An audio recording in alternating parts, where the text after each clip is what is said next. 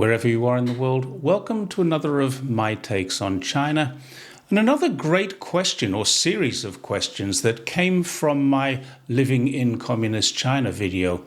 This one clearly showed that there are some misunderstandings about socialism in China. There are a lot here, so if you want to read them all, you can just freeze frame and have a longer read. But for now, let's just get on with some debunking. Misunderstandings are completely understandable. We're constantly bombarded with misinformation about China and particularly about communism or socialism. First of all, there are different aspects of governance in China. The country is run by the Communist Party, so the government, administration, at the top, the Central Committee of the Communist Party, and the Politburo, which is correctly known as the Political Bureau of the Central Committee of the Communist Party, are all, of course, Communist Party members. However, the people dictate to the party how they want the country to be managed. It's a dictatorship of the proletariat. This is written into the constitution, so the supervision of the party is from the people. And at no level at all does a member of the National People's Congress or the Provincial People's Congresses need to be a member of the party. Many of them are, but many of them are just members of the other 8 parties, and some are not members of any party at all. They are selected from the community, nominated because they are useful members who have something to contribute, and then after being nominated, they are elected by the electorate, the people, at grassroots level. Inside the Communist Party, there's absolutely no restriction on ownership of anything. The people there, members or not, are allowed, in fact encouraged, to own their own homes. People in rural areas are often given the land on which to build their own homes in perpetuity. And many of them, particularly if they live in a heritage zone or a cultural identity that they have, they're provided with the materials to build a home in a traditional style for free, but they don't own the land. The country, not the party, owns the land. Once anyone in China owns their home, it's theirs, and the land registration is valid for 70 years, so they can pass it on to their children and restart the 70-year clock for a minimal fee which will cover the administration, rather than provide a source of income to the government. Remember, the land belongs to the people, not the Communist Party. This is the People's Republic of China. People who work in government do not have alternative jobs. They might have connections through family, and they might be able to connect their family business to government decisions or government tenders or government contracts that they make. But this is corrupt. And if caught, or I should say when caught, they will be punished. And that might be a warning for minor offences, or it could be, as we have seen in the past, a death sentence for very serious offenders. But usually that death sentence will not be carried out, as it would be suspended.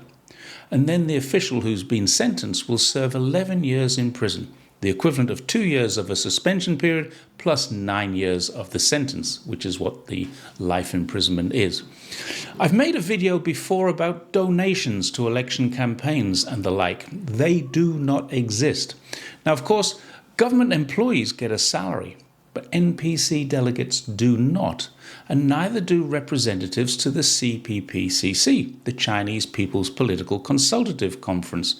However, if they are elected or selected to serve on committees of those conferences or congresses, they will get a fee for their services. At least I think they do, and be happy to be corrected on that subject, because I was told this by one member, but I've not researched it myself, so I'm not 100% certain on that. There are no donations or lobbying payments allowed, and if anyone is caught receiving any, they will be punished. Again, it's the same as what I said before. It could be a warning, but it could be anything else, including prison and even serious cases, execution. I'm going to make another video on this topic because I have a story to tell about it. I'll do that in more detail soon. So for most people, the concept they have of socialism or communism is wrong. However, for some learned people, particularly those people who've studied Marxism, there is an entirely different discussion on how socialism with Chinese characteristics works. But that's for a different day. In neither of the understandings of any of these systems is it impossible to own things, be rich, or enjoy a very free life. In China, we go to work. We pay our taxes on our income, the same as pretty much everywhere else. And there's a threshold which varies from city to city, province and municipalities are different.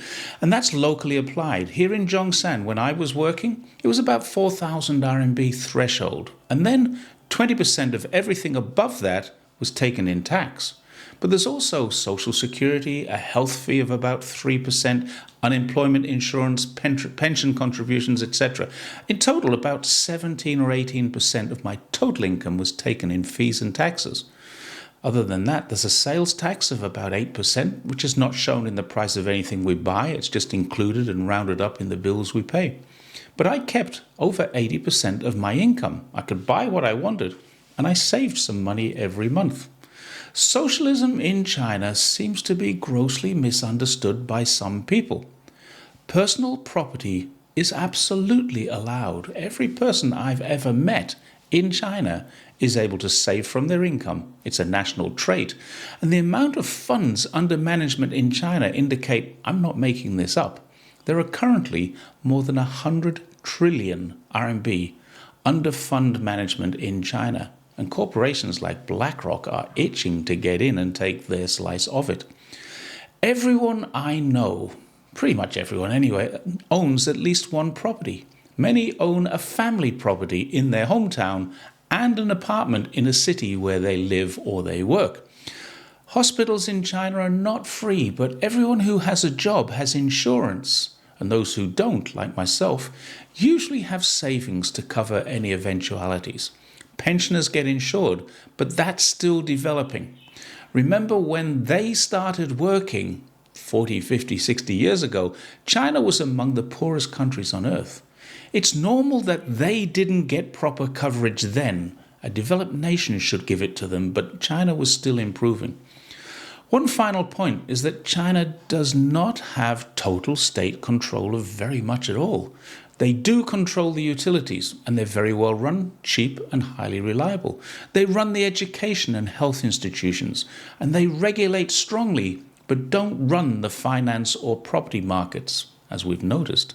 They are rejigging both right now. The property market crash is nothing of the sort.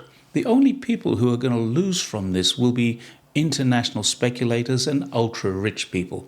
That's why it's being reported so badly, because it's hurting American speculators who lost just 90% of their investments because of a Chinese government control kicking in to prevent millions of people here losing their home investments while they profited in New York on the stock exchange. So I'm not sure how else to say this, but for sure there's a great deal of misinformation about communism, socialism in China, and China in general. And I hope this helps people understand. As always, there are going to be more questions. Leave them in a reply or a comment. Send me an email if you don't see a reply from me, because it might be because I don't always see the replies on these videos. YouTube is not very good at letting me see everything. So thanks once again for watching, and I will see you next time. Don't forget, like, subscribe, or check your subscription button, and please feel free to share as widely as you want. See you next time.